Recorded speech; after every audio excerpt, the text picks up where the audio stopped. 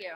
Okay, so I'm Okay. gonna just go ahead and get it started. Hey guys, welcome to Tuesday night's call. I'm so happy you're all on it, especially with summer vacation.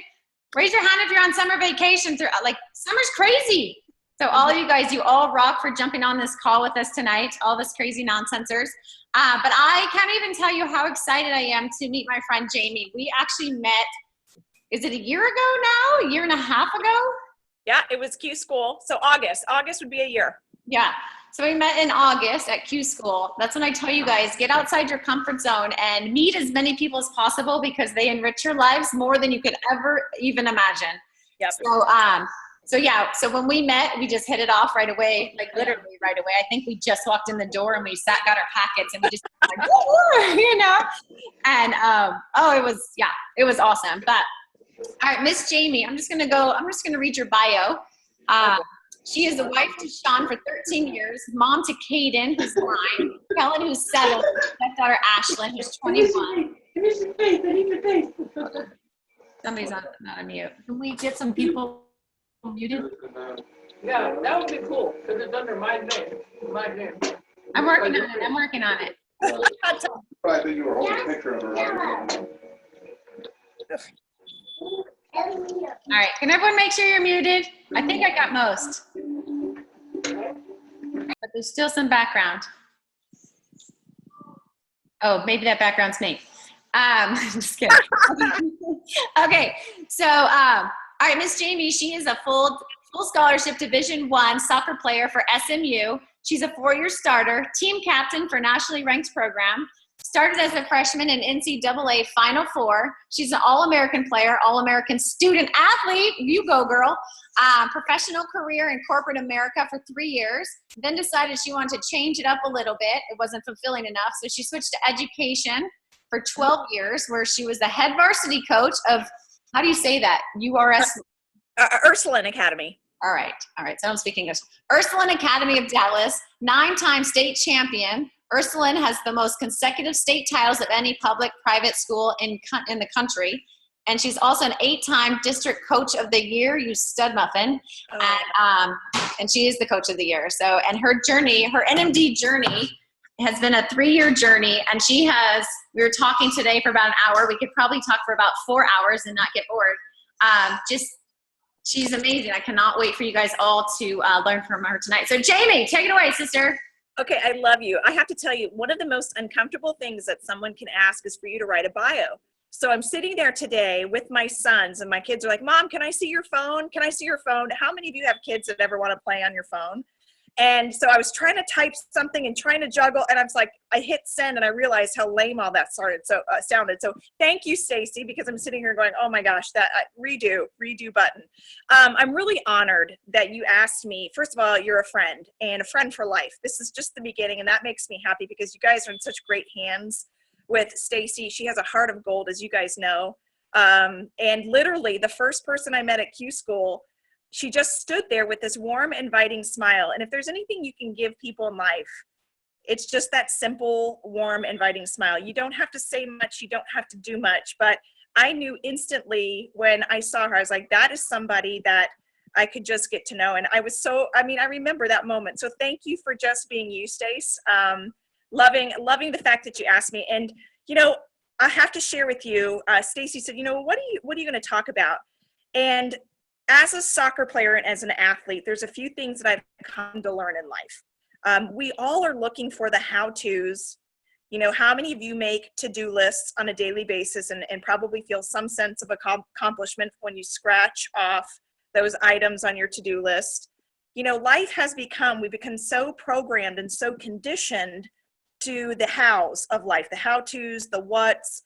And my talk tonight is really about becoming your own CWO. We've all heard of what it means to be a CEO, a COO, a CFO, you know, but nobody really talks about CWO. In fact, it's kind of a made-up term, but it's becoming your chief why officer.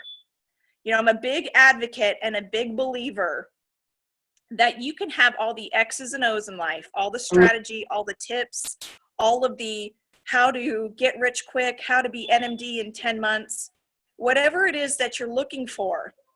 Unless your foundation is built on a why, It's an empty roadmap.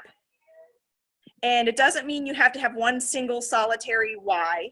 It doesn't mean that your why won't change and evolve and grow. And you've heard this before. How many of you heard before that doing your business requires a why? And I had heard it before. And I'll be very candid. It really didn't mean too much to me because I knew where I wanted to go. I knew what I wanted to do. But I'll tell you, this business offers you challenges and it offers you adversity. And how quickly you rebound and how quickly you adjust and adapt isn't anything more than the foundation of why you're doing this. So let me give you a visual. When you are building a house, it takes a long time. One of the longest parts of the process is the permit in which to build. You have to go through the process of buying the land, getting inspectors to look at it, to give you the permit to grate the land, to put up the wood. If you live in Texas, that's how we build houses. We put the wood framing around, and it takes probably the longest part is getting it all approved and getting it all set. Why? Because when you pour that concrete, the quality and the efficiency of that said concrete is going to determine everything about the rest of your house, how stable and lasting. So you have to take the time, you have to take the care, and you have to be very purposeful about what you do with your foundation. And I equate that visual to having a why in this business. Because when you set up your why correctly, when you have your purpose, your values, your belief systems, and that's from the angle of which you promote your product or your mission, then people start to pay attention. I follow the work of Simon Sinek, and I love what he says. People don't buy what you do. They buy why you do it. So from a coaching standpoint, I had to learn that lesson. I'm going to give you an example. Our team at Ursuline had a target on our back. How many of you as reps ever feel like you have targets on your back? Do you feel like people think you're just selling something, that you're part of one of those, that you might be pushy? Maybe you felt stuck in your business. Maybe you've had your fair share of no's and rejections. It all boils down to you're going to get hit with a lot, but my soccer group had this target on their back. Every team they played, no matter if it was a scrimmage or a tournament, games that didn't mean anything, every team that played them wanted to win, beat them. And we were in the state final in 2010, I believe. And we were going for our 22nd consecutive state title. And we were playing our nemesis, right down the road in Fort Worth. And the game was on the line. We had 10 minutes left, and the score was 2-1. We were losing. And 22 years of winning a state title coming down to 10 minutes left in this game. And the girls, when you depend on 16, 17, and 18-year-old girls and their emotions being in check, a lot rides on that decision, right? And so in that 10 minutes, you see and learn a lot about the character of people. You learn, are they going to step up to the plate? Can they handle the pressure? And you're going to quickly find who checks out. And so we had a brief timeout, an injury on the sideline, and we pulled the group together. Let me tell you something. I was blessed to coach some of the best talented girls in the country, many of which went on to play at the U.S. women's national team or the Mexican national team.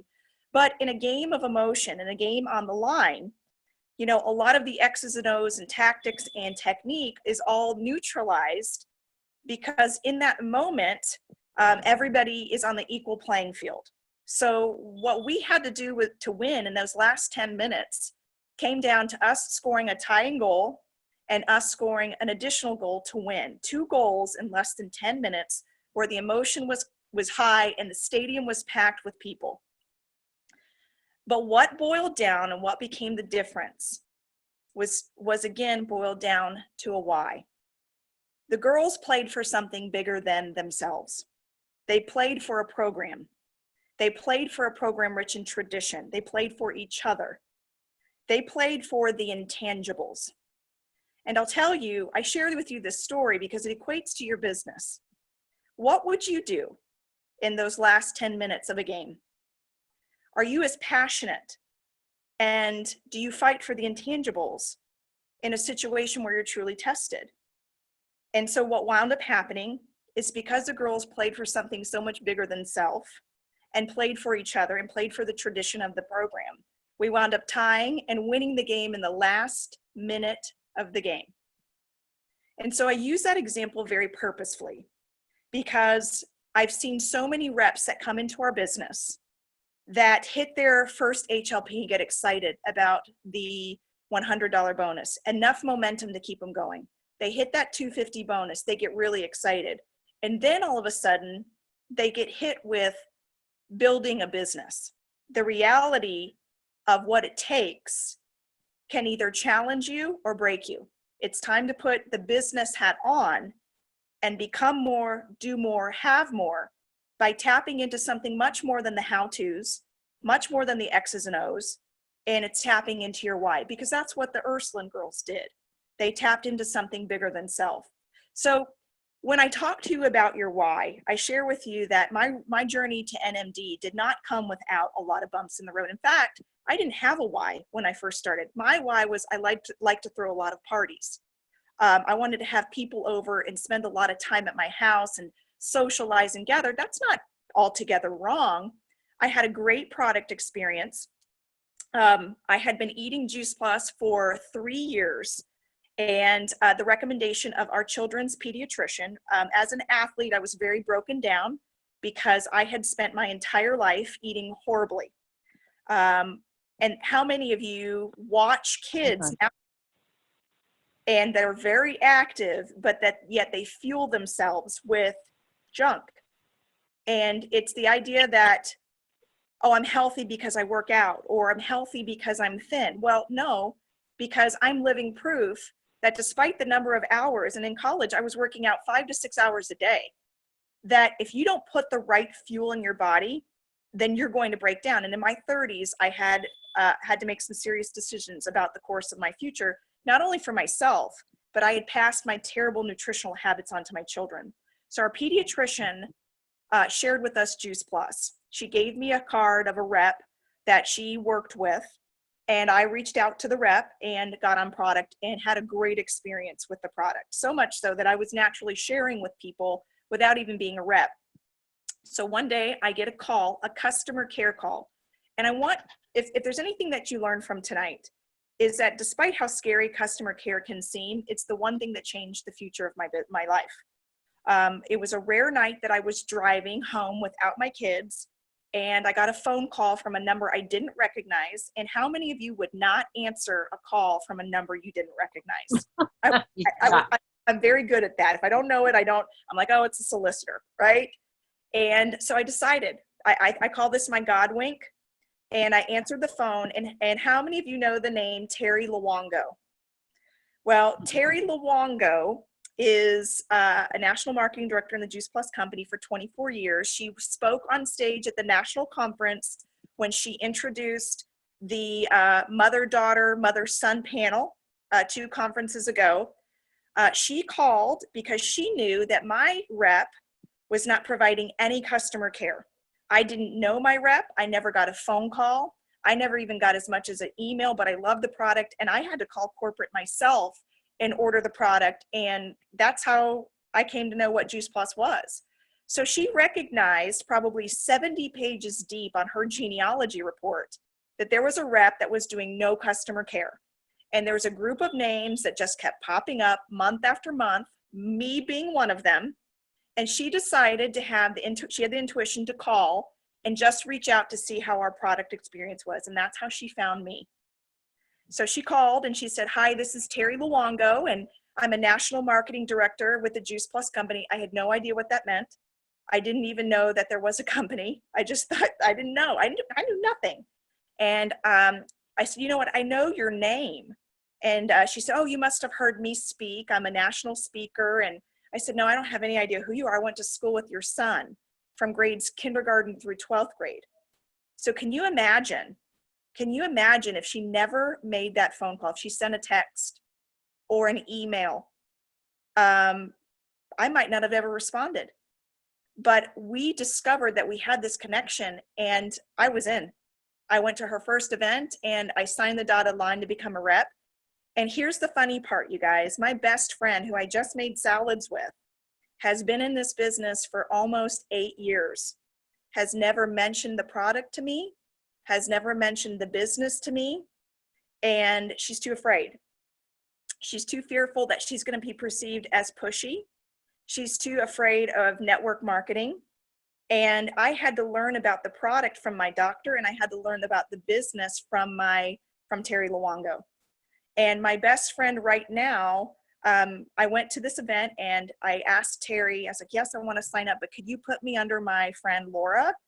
And Terry did the honorable, notable thing and said, absolutely. She didn't know who Laura was. She didn't know if Laura was part of her team or part of another team's organization. And she notably said, yes, I'll do that, no problem. Went and looked in the system and realized that Laura was three removed from her in her genealogy on one of her legs. So naturally, I fell into Terry's organization. I call that another God wink. And Terry has treated me frontline ever since. And so I share that with you for 2 reasons. Number one, customer care has more value than we ever know possible. Had she not made that call, I had not answered it, had she not followed up and been so professional, I would not be where I am today.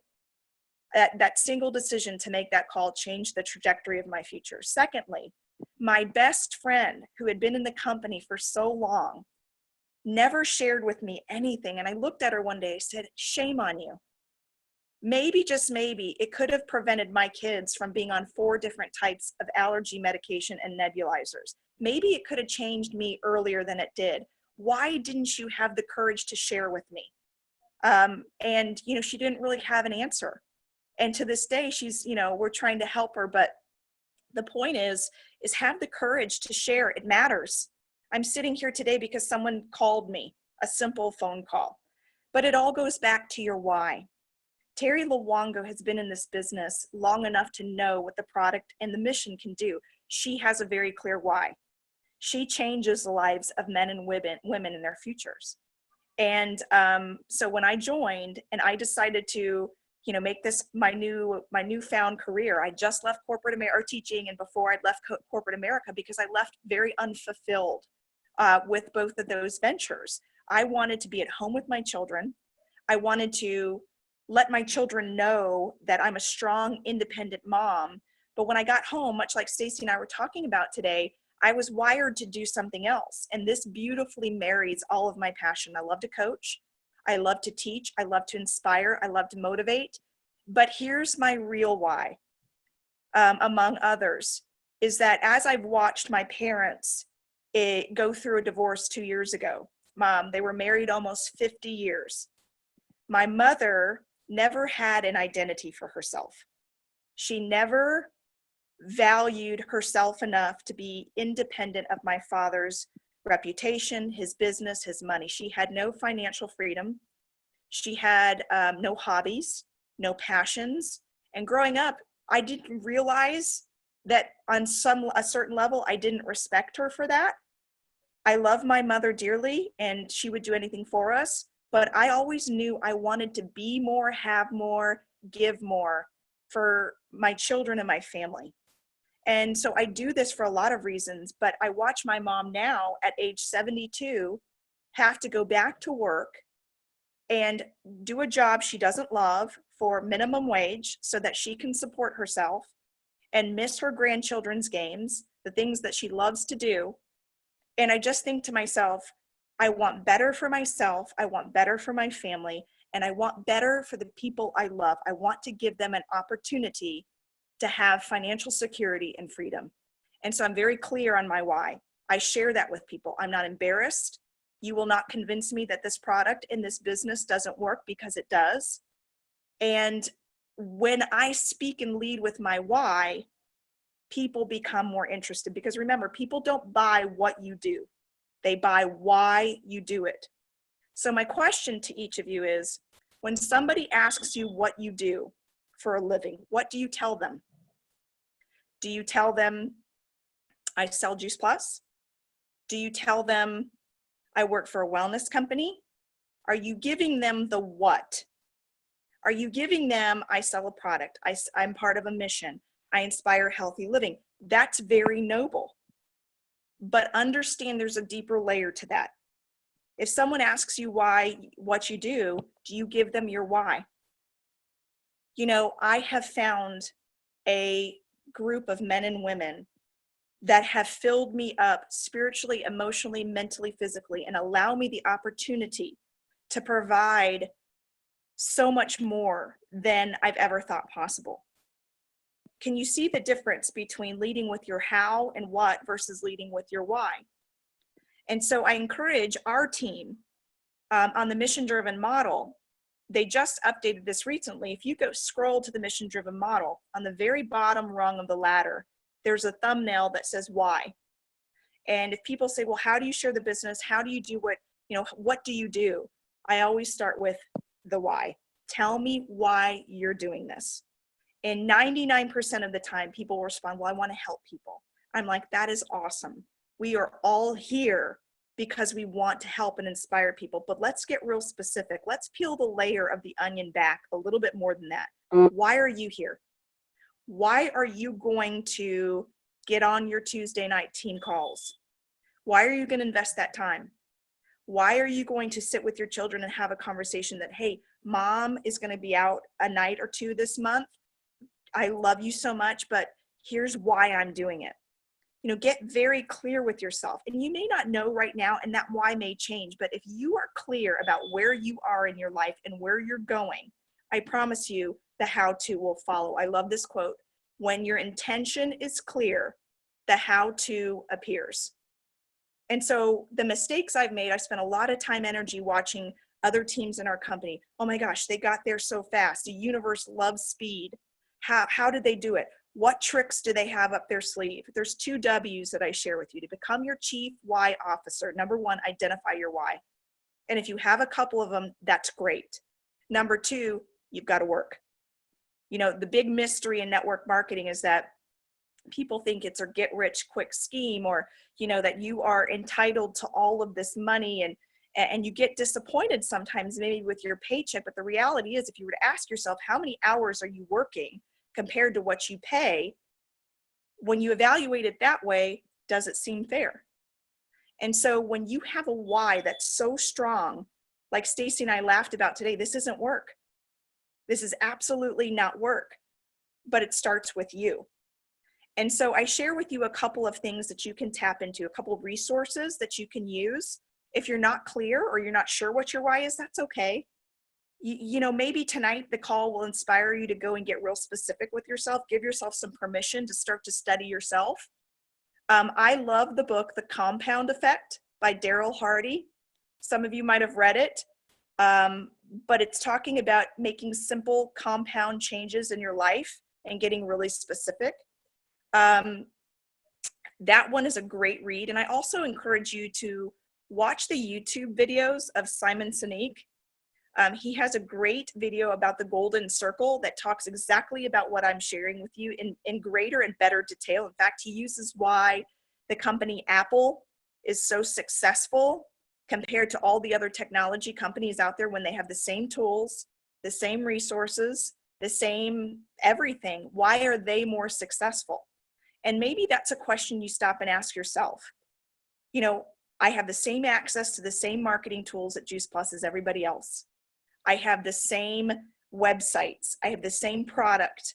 I have everything else. What's the distinguishing factor? Well, one, you got a great leader in Stacy, so that's always helpful. When you have someone that is there to be your motivator, your cheerleader, your inspiration leader. Consider yourself blessed and lucky because not everybody has that. But secondly, the difference between you and everybody else out there is you're not selling something, you're sharing your why. You're sharing a part of your heart and soul, you're sharing your purpose. People will connect with that, whether it's one-to-one on Facebook. What is your message to the world? And so in closing, I just wanted to share that if there's one single thing that you can become, it's becoming your own chief why officer. It's tapping into your heart and your soul and leading with emotional revenue. Because when people feel why you're doing something, you will begin to impact them at a level greater than just what the cognitive brain allows us to do. You will find your conversations changing. You will find your business changing. You will find your joy changing. So I hope in some way, shape, or form this has blessed you tonight. I love being a part of your group for one night. And feel free, friend me on Facebook. I love our community. We are so richly blessed, you guys, by the people in our community. Let's stay connected. I want to learn as much from you that I hope maybe I was able to share with you tonight. So thank you, guys. Jamie, sister. Thank you so much. That was awesome. I can't even tell you how thankful I am to have you. That was awesome. It's everything we need. And it gets old coming from my voice, but you, oh my gosh, you say it so well. I'm going to ask you just a couple questions. One is, what do you do for your own self-growth? Is that an important part of your business, or like how do you feel about that? I think self-growth is a huge part of your business. Our own team specifically, this is what we do. We think, this is the way we think. We think that everybody can HLP overnight. And I love, in the words of David Beavers, quit trying to make someone HLP the next NMD. If they can't HLP, they're not going to become the next NMD right now. So we believe, our team's message is that we believe you can HLP overnight. Everybody knows 3 people that they can get on product. We also believe that to 2,000 plus, we don't actually sign anyone up to application unless they start with their HLP. That's our how-to. And I promise getting to our personal growth piece. Once they reach their 2,000 plus and they qualify their business, that's when we interject the personal growth piece. And because we want to make sure that we're reaching them at a time that they're ready and open. I think, you're going to your 2,000 plus, it's a flurry of activity, and you're really trying to focus on building that strong customer base. And when you get there and you're starting to feel really excited, that's where we feel like you're putting the business hat on. You're leaving that scary comfort of your warm market. You're now venturing out a little bit more into really having to be intentional. And that's what we do. So what we like to do is twice a month, we are blessed to have Terry Luongo lead a personal, like a book study with those of us on our team that are qualified VFs and above. And I tell you what, we've been doing this for about 6 months, and it's the best free therapy that any of us have ever gotten. But if that's not something that's within your grasp, there's a couple of books that I really suggest. Anything from Barbara Staney, Overcoming Underachieving. What was the name? I'm sorry. Overcoming Barbara Staney, Staney. And she also wrote the Six-Figure Woman. We are doing, we just wrapped up her pieces. We're starting a new read right now. Oh my gosh, I'm forgetting the title right now. I'll send you a picture. The 4 Commitments, I think it's called. The 4 Truths. Oh, I'm embarrassed. Agreements. Yes, thank you. The 4 Agreements. Thank you. See, this is what team's all about. And we're starting that one. And it's been really great because what we do is we read together and we just have a 30-minute Zoom twice a month where we share. It's our safe spot. But personal growth is absolutely a huge part. But here's the deal. You can't wait on other people to pour into you to grow. You have to go and seek it. The other thing that a bunch of us do is image training. Find what works for you, but you have to be a self-starter with regard to personal growth. You can't wait for it to happen for you. That's my long answer to that one. Okay, a couple other questions for you. I got you on the spot. I'm going to use you, sister. Come on. Bring it. Okay, so with you went to NMD in, was it 3 years, you said? Okay, so NMD in 3 years. What did your calendar look like when you go to NMD in 3 years? Is it like 1 event a month? Was it 2 events? Like around about, what did it look like? Well, average wise, because obviously it's a little hard to show, but yeah. Well, it's funny. It went in seasons. I'll be very candid. The first 6 months of my business, I didn't know what I was doing. If I could go back and look at it, I think the formula success is, one, people say, well, what kind of events do you do? And here's the deal. Do the events that you'll do. Events work when you do them. Right now, on average, I do about 12 events a month in the summertime. So you can bet I'm doing anywhere from 2 to 3 per week.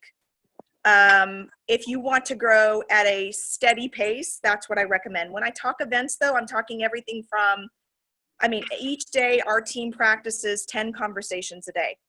So our formula right now is 10 conversations a day. You are reaching out to 10 people, whether it's new, existing, circling back around. That's 50 conversations a week, 200 conversations a month. So events are going to look different, but if you're doing a majority of your events by phone, the other thing that I suggest is to diversify your portfolio. Don't practice one single strategy. So I encourage each of our reps to have at least 3 different types of ways to promote. So for me, I'm very good at social media. I do a lot of live events. I do 3-way calls. I do Zoom. And I'm doing a lot of one-on-one coffees, lunches, etc. I practice 5 different ways to promote my business. I think what I see a lot is that people are trying to reach out one-on-one to people and get disappointed when the results don't come back to them right away. And my question to them is, well, how diversified is your portfolio? Are you suiciding one effort by just reaching out to people one-on-one, but are you promoting consistently on Facebook? Are you having live events? You have to have a lot of wheels in motion. But in order to be successful, it depends on how quickly you want to do it. If you want to reach NMD in a year, you're going to have several a week. That's just the law of averages. I know Casey Schloss, I just went to Chicago Fest and listened to her. She did NMD in 10 months, and the woman works 7 days a week. So, it goes back to your why. Why are you doing this, and what are you willing to put in? But if you can get in the habit of maybe doing, anywhere from 1 to 3 a week, you're going to move. As you say that, and a lot of people as they're listening, they may be like, okay, that's not bad. Or they could be like, oh my gosh, like with Casey Slosh, 7 days a week. The only thing that I say with that is that was then. This is the cool part is you put all, like this massive amount of work into this short time to have a lifeline. Like explain, how's your life right now with putting that work in to make NMD? How was it done for you? So let me give you an example. I went on a trip to Mexico with my husband for my birthday and our anniversary. We were gone 5 days. 5 days out of the month for me is a big deal. I don't take vacations because I love what I do. It's not work to me. It was the highest month I had personally. This was after NMD, the month after NMD, and it was great. The power of residual income knows no boundaries. So you have to put the work in, and you have to put it in fruitfully and diligently, because the work you put in now is the reward you're going to see later. I don't stop working. I still kind of keep a pace where I'm doing a lot of events because I enjoy it. But the reality is the fruits of your labor will multiply when you front load the work end. So 3 years to NMD has been that, if I want to be with my kids in the summer during the day, I go do that. I have very strict summer hours. I'm up at 5 o'clock in the morning. I work from 5 to 7. At 7:30 when my kids get up, I use 1 hour in the afternoon to make calls or whatever, and then I'm with my kids. And so if you can front end your work and really put it in, it's that old adage, some people think 3 to 5 years of absolute work is terrible when they spend a lifetime working for somebody else. So I hope that answers your question. No, it totally does. I have one more question. Does anybody have one awesome question that they have? Mom, do you have a question for her? Tanya, any questions? Trisha? I have a question. Yeah. Who's that? That's me. Hi. So with all these events that you're doing, and obviously you're into your cold market, it's not all warm market after a while. So how are you getting cold market people to all these events? Well, first thing I want to say is I don't do it alone. The event that we have is team, because perception is a big deal. And so Right. like tonight's event, we have 30 people here, but we have 7 reps that have pulled together to do it. Because we want everybody walking in feeling loved, and we want everybody walking away going, that was a cool event. That was a cool time. So number one, I don't do anything alone. So I don't have to have 10 people personally here myself. Right. I have maybe 1 to 2 people per event. What I do is I am a student of social media. That works for me.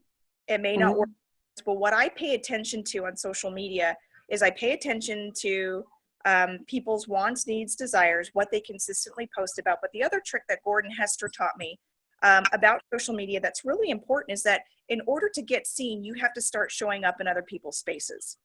So it's not enough just to post your stuff, but you want to start to tap, and not out of selfish ambition, but you want to tap into people that you like, love, and admire. You want to start to get in their space. You want to start to get seen.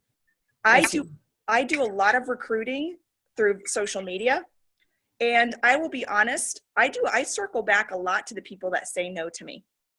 I have a very healthy list of people that have said no to me, and I circle back. I continuously, every 3, 4, 5 months, I circle back. Hey, is this a better season of life for you? Right. So you're basically posting back onto their page, onto what they have commented on. Yeah, absolutely. Or whatever they're talking about. Absolutely. Okay. I gotcha. Yeah, it's just part of their life. Like it's their birthday, you post.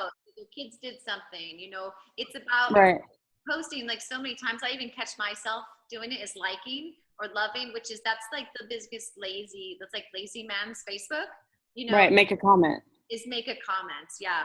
Right. Okay. Thank you. Yeah, you're welcome. All right. I think that's it. Anyone else have one last question? I have her. I'm a keeper.